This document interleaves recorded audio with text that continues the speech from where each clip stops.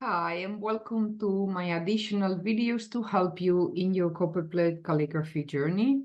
This video belongs to a series called Common Mistakes, where I'm touching upon common challenges that I have seen my students going through for the last decade. So this video is focused on short exit strokes. So as always, I'm using a walnut ink, Hand 101. If you're a total beginner, I recommend instead of using a Hand 101, possibly you can or you want to start with a Nico G, Zebra G, or Tachikawa G. On the description on this video, you are going to find a couple of links. One is to be able to download these blank calligraphy guidelines. The second one is for calligraphy materials. So you can find the info in the description. Now, let's start. So I'm going to be attaching a blank piece of paper, and we are going to talk about short exit strokes and why we don't flick the pen while ending a letter form, and we have to be very, very mindful on that. So I'm going to be marking the areas that we are using in here. So this is my X height. When we are writing with our pen or pencil, it is a very different experience than what we have when we are writing Copperplate calligraphy. Why? Well, first of all, when our handwriting, if it's slanted, it would look something like that, having a strong angle, and we tend to flick at the end of each sentence. It's a very quick tweak and movement that we exit. Now, this couldn't be more different to Copperplate calligraphy. I mean, the angle might be the same angle, but everything else is going to be very, very different. Why? When we are writing very fast, and normally we write in a cursive way, which means in a continuous way, cursive writing, it's designed to increase speed. So with one single movement, we create an entire letter or an entire word. Now, in Copperplate calligraphy, the baseline is cursive writing. The baseline is an italic hand, but we are going to put more emphasis into the details than in the speed. So everything we gain with italic and cursive writing, we lost it in detriment or in favor of detail and precision. So although we are still using the same angle of the writing than before, I just showed here, now we are going to do a movement that it is a lot less quick and a lot more controlled. And by doing this movement, now we have decreased the speed and be more mindful of everything we are doing in here. So that you know that the loops will be matching, the width of this letter will be matching the other letters, the spacing between each pair of letters will be matching the width, the thin and thicks have to be very precise, so we have a huge or not huge, but large or high contrast between a downstroke and an upstroke, and so on. So now what we are doing in here is, instead of flicking quickly and finishing in a very loose and expressive way, and you can see the movement of my own hand doing that, we are going to do what I say in a very exaggerated way, a heart surgery. So you imagine that now we are handling a bistouri, so the tool for performing a surgery, and we are being very mindful of the movements, very careful, with high precision, looking at a lot of details and wondering what's coming next and where. In here, you see how this L that I just did, and let's go in so we can do this again. This L started with an upstroke, pause, up a stroke, rounding, down, hide the trick, and exiting.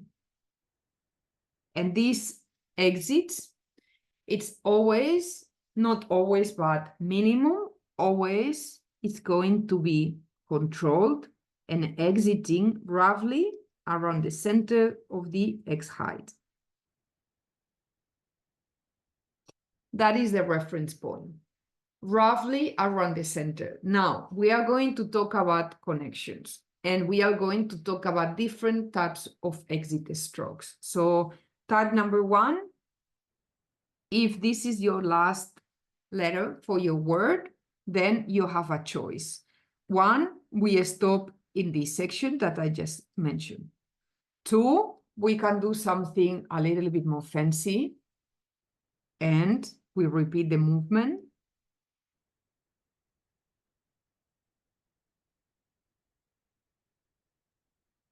And now maybe we want to do some larger exit.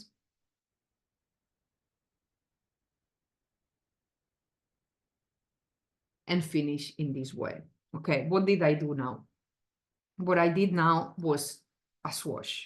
A swoosh is an extension of the letter form with the objective to beautify it. Now, this by itself looks really abstract because we don't know if this is a lowercase l, if it's a but capital C, or what it is.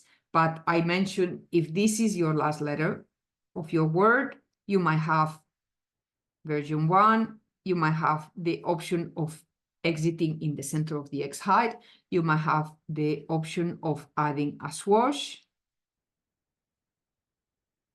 If this is not the exit of your word, so these two cases are, if this is not, and you are joining this L with something else, what are you going to do instead? So in here, we are going to connect this L to another letter form. So different types of connections. Okay, if we have an L and a U, so that means we create the letter L again, up again, going down. And now, instead of stopping in the center of the X height, we go all the way up.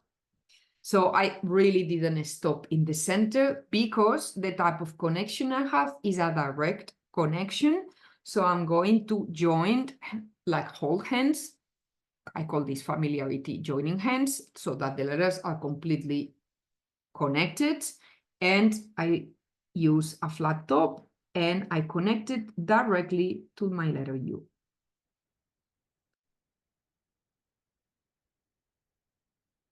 Based on the amount of space I created between my L and the beginning of my U, I have created the U accordingly. And then the space between my U and whatever else is coming will follow the same accordingly. Now, what happens if what I'm doing is joining an L with a letter O? Well, in here we have a different type of connection. So it is not a direct ligature, a direct connection is an indirect connection. So I'm going up again, down, stop in the center. And now I'm going to jump with my pen and visually allocate the same space I created in here for the inside of my O. At 2 o'clock, I'm going up, down, holding hands, close the O, push inside the oval and exit. So the type of connection now is this one. I stopped in the center of the X height. I jumped to allocate the same optical space I just created in here, and then I created letter O and exit. So on this example, I stopped at the very top of the X height. On this example, I stopped in the center of the X height.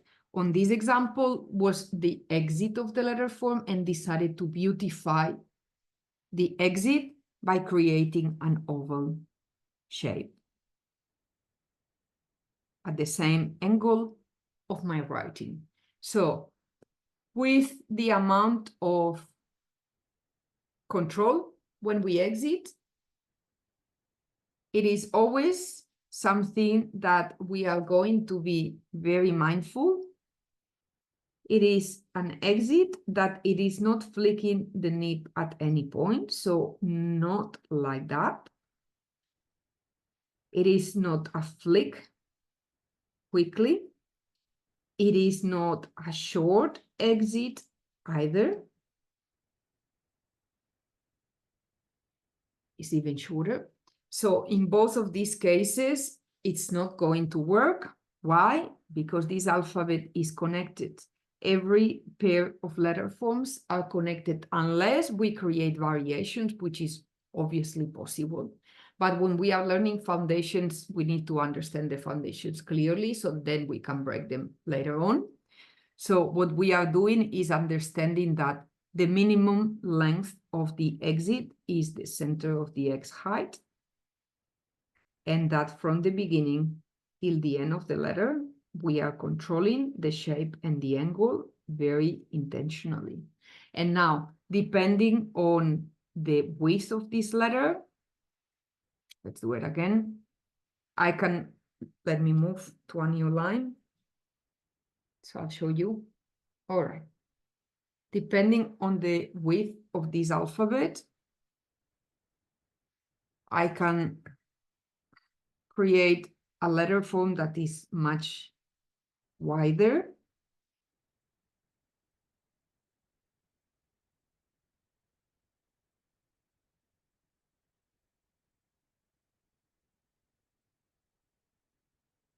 Which the exit direction will be proportionally to the to the width of the letter, or it can be a much narrower letter form.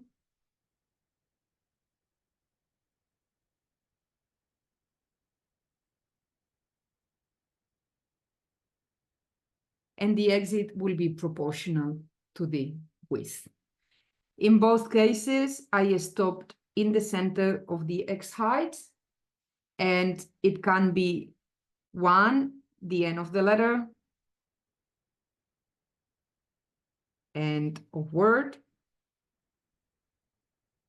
2, a ligature